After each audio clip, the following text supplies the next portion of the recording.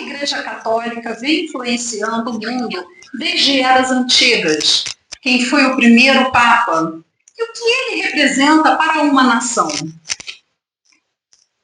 E o mais curioso, por que até os dias atuais nunca vimos uma mulher, um homem negro ou um asiático como representante do papado?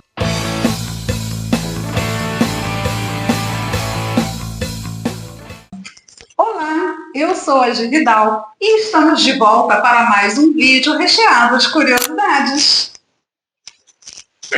Me chamo Márcio Souza e quanto a vocês, fiquem bem atentos. Vamos lá?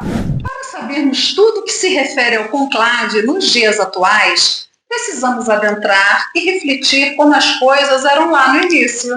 O catolicismo surgiu no século I com Jesus Cristo e seus apóstolos, sendo o cristianismo primitivo que se espalhou pelo Império Romano. A Igreja Católica, como instituição organizada, desenvolveu-se ao longo dos séculos e, com a sua doutrina, converteu muitos fiéis, entre eles dois grandes imperadores do século IV, Constantino e Licínio. Juntos assinaram o Edito de Milão em 313 d.C. Gente, o Edito de Milão foi um documento que estabeleceu a tolerância religiosa no Império Romano, dando liberdade de culto a todos, incluindo cristãos, encerrando assim as perseguições religiosas. Isso marcou um ponto crucial na história, sendo um dos primeiros exemplos de manifestações de crenças e fé em um grande império. Além disso, foi um importante passo na história da liberdade religiosa e na ascensão do cristianismo como uma força influente na sociedade. Ok, amiga, agora que falamos do surgimento do catolicismo e sua ascensão no mundo, vamos linkar com o tema principal do vídeo? Sim, estava esperando por esse momento. Tudo começa com o apóstolo Pedro. Mas como assim? Não sabia? O primeiro Papa da Igreja Católica, de acordo com registros históricos, foi São Pedro, um dos 12 apóstolos de Jesus Cristo. Ele teria exercido seu pontificado entre os anos 30 e 67. A Igreja Católica acredita que São Pedro recebeu de Jesus a missão de estabelecer a Igreja e, portanto, é considerado o seu primeiro sucessor.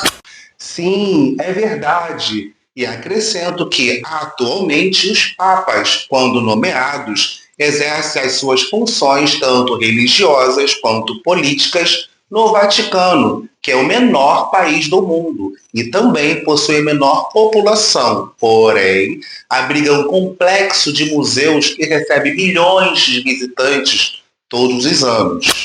O pontífice é o líder supremo da Igreja Católica e, ao mesmo tempo, chefe de Estado do Vaticano.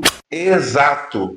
E a cidade do Vaticano foi criada em 1929 por meio da assinatura do Tratado de Latrão, que determinou o estabelecimento de um território sobre o qual a Igreja Católica seria soberana.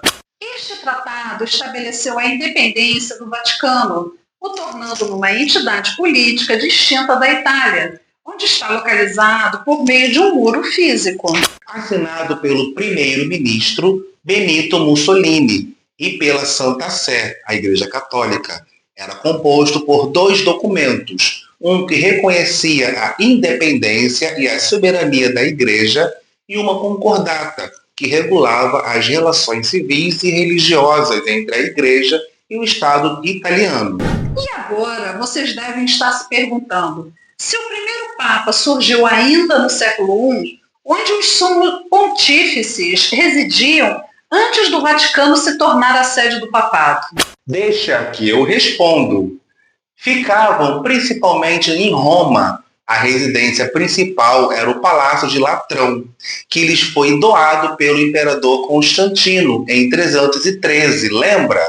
Sim, como poderia esquecer? E também informo que é o Vaticano quem sustenta financeiramente o papado e toda a estrutura da Igreja Católica, possuindo diversas fontes de receita. A administração do patrimônio da Sé Apostólica, APSA, é o Instituto para as Obras de Religião, IOR, conhecido popularmente como Banco do Vaticano.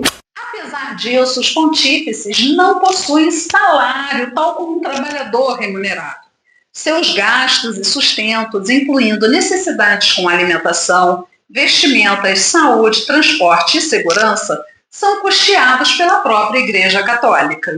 Já a sua principal função é liberar, não apenas os fiéis católicos, mas também o Estado da Cidade do Vaticano e o seu órgão governante, a Santa Sé. O Papa, como sucessor de São Pedro e chefe da Igreja Católica, representa a principal liderança religiosa para os católicos do mundo. Ele também é o chefe de Estado do Vaticano, exercendo influência tanto religiosa quanto política. Além disso, o Papa é uma figura de grande impacto moral e diplomático, capaz de influenciar decisões políticas e sociais. E vocês já se perguntaram como é eleito um Papa? Bom, amigo e caros telespectadores, ao contrário do que muitos possam imaginar, que o único requisito formal para ser eleito Papa é ser batizado na fé católica, vimos que, na prática, o processo é muito mais complexo e, tradicionalmente, reservado exclusivamente aos membros de longa carreira e experiência na Igreja. Mas podemos ter uma noção de como tal procedimento pode ser executado? Sabe como? Assistindo ao longa chamado Conclave, estreado em 2024. Filme este baseado no livro de mesmo nome, Conclave, do escritor Robert Harris, lançado mundialmente em 25 de março de 2020. Conclave aborda os bastidores da eleição do líder da Igreja Católica, que é um dos eventos mais antigos e secretos do mundo. Ok, acho que entendemos. E com a morte do Papa Francisco, quando teremos uma nova nomeação? Pois é, amigo. De acordo com o portal UOL Notícias, com data de publicação de 16 de abril, diz o seguinte: após o sepultamento do Papa Francisco, o Vaticano inicia os preparativos para a escolha do novo pontífice. O conclave estará liberado para começar em 5 de maio, após o período oficial de luto pelo último pontífice. Mas, em razão da data de gravação deste vídeo, já sabemos que o novo Papa é o cardeal Robert Francis Prevost, chamado de Papa Leão XIV. E vocês, ouvintes, sabem por que, através da história, nunca vimos um homem negro, um asiático ou até mesmo uma mulher como representante do papado? Bom, no quesito de raça, a Igreja Católica, desde sua origem, tem sido predominantemente liderada por homens brancos, principalmente de origem europeia. Isso se deve a uma combinação de fatores, incluindo tradições históricas, eurocentrismo, costumes culturais e, em parte, a estrutura do poder dentro da Igreja que, historicamente, favoreceu a quem? Aos homens brancos. E em relação às mulheres, a Igreja Católica não as permite que se tornem representantes, pois a ordenação sacerdotal e, consequentemente, a possibilidade de se tornar bispo e papa é reservada aos homens. Além disso, este argumento é amplamente baseado na tradição de Jesus ter escolhido 12 homens como apóstolos. Logo, essa escolha até os dias atuais é vista como uma vontade divina e a base da estrutura hierárquica da Igreja. Gente, é com muito pesar que informo o encerramento deste vídeo. Obrigado pela sua audiência e esperamos vê-los na próxima. Tchau, tchau! Gostaram deste conteúdo? Então deixem o like, tá?